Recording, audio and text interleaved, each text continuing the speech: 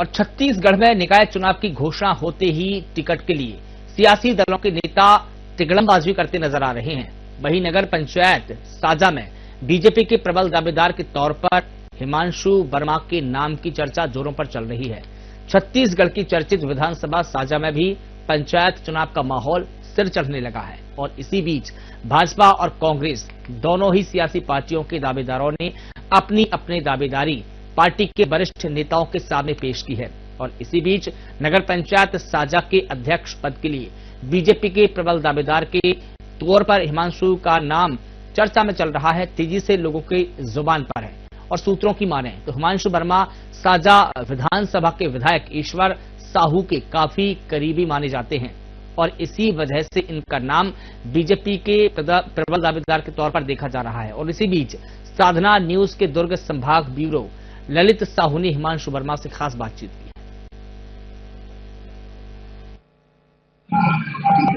इस वक्त हम छत्तीसगढ़ के चर्चित विधानसभा साजा के अंतर्गत नगर पंचायत क्षेत्र में हैं। अभी नगर पंचायत क्षेत्र में इस वक्त हम चर्चा करेंगे भाजपा के प्रबल दावेदार हिमांशु वर्मा जी से। वो लगातार सुर्खियों में भी रहे हैं और लगातार वो जनता के बीच में जाकर अपनी बातें रख रहे हैं, दावे और वादे रख रहे हैं। हालांकि अभी टिकट फाइनल नहीं हुआ है, लेकिन इनकी तैयारी पूरी तरीके से चल रही है। हिमांशु जी, किस तरह से चुनाव तैयारी चल रहा है? हम चुनाव पहले से 1 महीने पहले से तैयारी कर रहे हैं और लगातार यही प्रयास रहेगा कि हम यहाँ भारी मतों से विजयी हों। संगठन अभी टिकट डिसाइड नहीं की है, जिसको भी टिकट मिलेगा हम उसके लिए जी जान लगा के मेहनत करेंगे और साजा को एक विकसित साजा बनाएंगे और साजा को सजाएंगे। बहुत बड़ी बात इन्होंने कह दी है।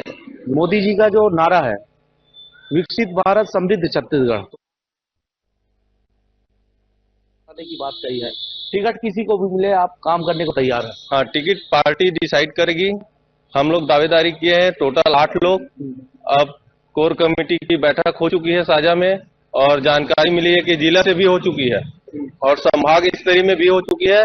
अभी रायपुर में कुशावाहा ठाकरे में अभी प्रदेश कार्यालय में मीटिंग लास्ट चल रही है। हो सकता है कल सुबह तक सबका फाइनल लिस्ट आ जाए और सभी को इंतजार है कि किसकी नाम की घोषणा होने वाली है।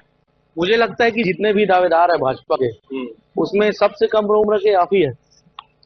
हाँ, सबसे कम उम्र का मैं ही प्रत्याशी हूँ और बाकी एक दो युवा और है, उनका भी नाम चल रहा है। अभी देर रात तक या कल सुबह तक फाइनल हो जाएगा। हिमांशु जी, आपके कुछ ही लोग जो है थोड़ा रोज व्यक्त भी कर रहे हैं, उसको कैसे मैनेज करेंगे?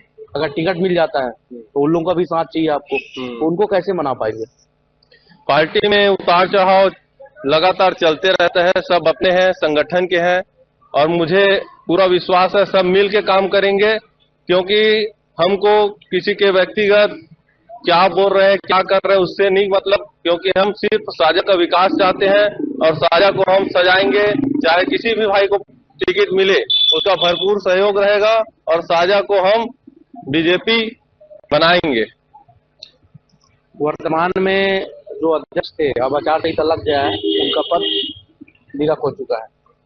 अब उनके कार्यकाल को आप किस तरह से देख पाते हैं? जो उनका जो 5 साल का जो कार्यकाल रहा, पिछला कार्यकाल, उनको किस तरह से देख पाते हैं? उसके तुलनात्मक में क्या नया कर पाएंगे जो भी नेता अध्यक्ष चुन के आएंगे?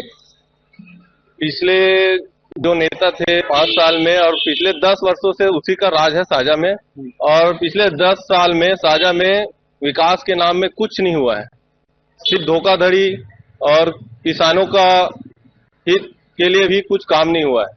तो हम उस 10 साल को भूल के एक नए सिरे से साझा को अब विकास की राह में लाएंगे और साझा को सजाएंगे।